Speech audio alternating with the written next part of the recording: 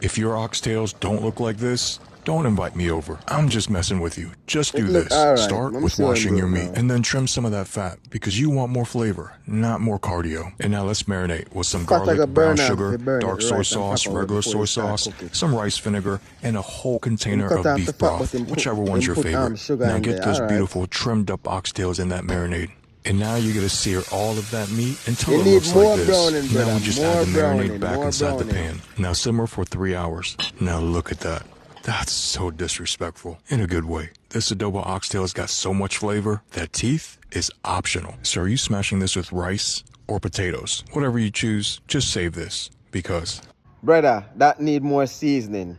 You need scallion. You need thyme. You need pimento. You need onion. You need tomato too. See, because tomato give that extra flavor too. Alright? And it look like say some honey glazed oxtail you make.